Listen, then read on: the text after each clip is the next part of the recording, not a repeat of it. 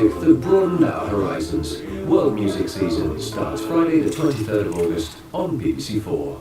21 minutes past 3. Now let's talk about a political row of sorts that has been brewing in the last few hours. You may have heard about it. UKIP's party treasurer, Stuart Wheeler, has said that the failure of women to beat men in sports where they're not physically disadvantaged, he's talking about things like chess and bridge, suggests that companies shouldn't be forced to hand women places on boards.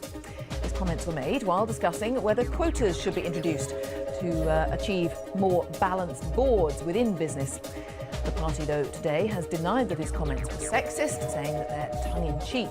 Well, speaking just a short while ago, Stuart Wheeler reinforced his views about women and boardroom quotas. I actually don't think it's right in certain activities to have any given percentage of women or any given percentage of men. And I pointed out that in one area women are less good than men, and no doubt there are many words the other way around. Take engineering, 3% of engineering graduates are women. On the other hand, take the caring profession, the medical profession, 2/3 of them are women. So people make different choices. People are good at different things, and it's not necessarily the case that you want a fixed percentage of either women or men in any given position. That was my point. That was Stuart Wheeler speaking to the BBC just a short while ago. Let's head to Westminster and talk to Diane James, who you probably know is a UKIP MEP candidate. Hello, good afternoon. Good afternoon to you. What do you make of these comments? It's the usual attack that we're now well used to since Parliament went into recess. The media would love to present UKIP as a totally misogynist party. It quite clearly isn't. Look at myself, look at the other females within the party that have achieved very, very high levels of office. And quite frankly, as usual, comments taken totally out of context. But there were people in the audience at this event where it was initially said who were really upset and offended, talking about women, making justifications about women in terms of, well, they're never as good at poker and chess as men. I mean, that's just blanket nonsense, isn't it? Well, I haven't heard anybody who has been privy either to attending that meeting or having seen the footage afterwards who's contacted me. And I get a lot of contacts. Text, emails, phone calls or whatever. I haven't had a single one to say they're upset by what Stuart has had to say. Well, no disrespect to you, Diane James. Why would they actually contact you, though? I mean, if they had a problem, it wouldn't be you, would it? They understood what Stuart said. They understood the context of what he, in terms of what he put his comments in, and they were not in the least bit offended. What they did make, and it's a very, very interesting comment, was it's, as they expected, the usual misogynist portrayal that the media would like to have out there in terms of what UKIP is. But it's not just the media, is it? Because the only reason this has come to the media's attention is because people who were at the meeting were not at all happy, and we will be talking to someone who was at that meeting in the next hour. Isn't it more that it's part of a pattern of problems that UKIP has had in relation to women in recent times? And Godfrey Bloom saying that he and Nigel Farage wish they'd had an invitation to one of Silvio Berlusconi's Bunga Bunga parties. I mean, this is really reactionary. I'll give you a much truer pattern, which is myself and a number of other ladies who've stood in Westminster by-elections, have really won over the female vote and are very, very appealing in terms of the office that we hold for UKIP.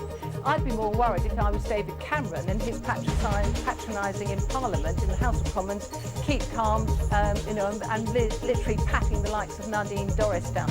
That's the sort of angle that I think women find very, very offensive.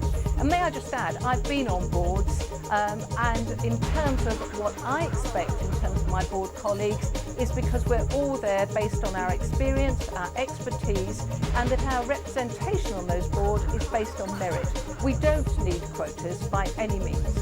Oh, and there is absolutely an intellectual debate to have about quotas, and that is had many times. Some people agree, some people don't.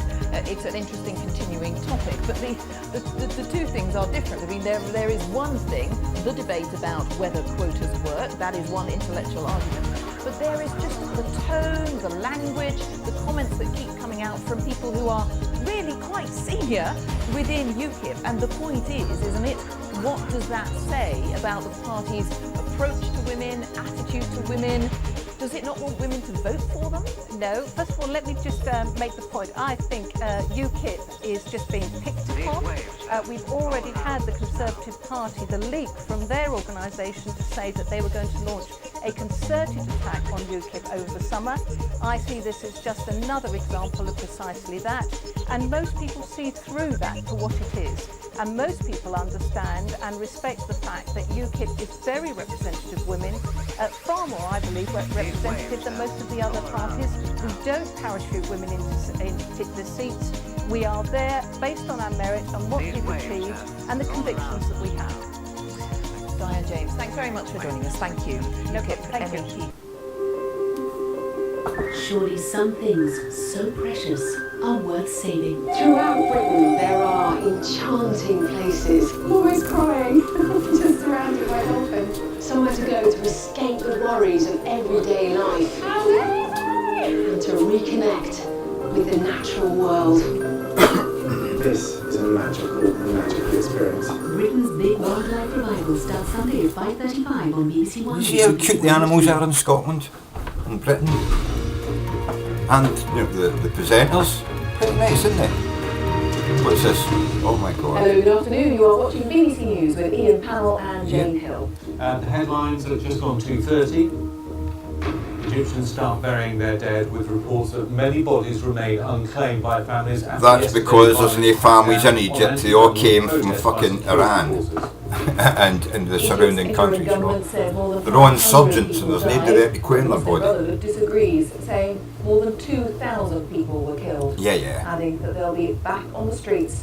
They'll be back on the streets as soon as they can get another 2,000 people from the surrounding countries who don't actually live in Egypt to come there and stir up trouble. By more than a quarter between April and June.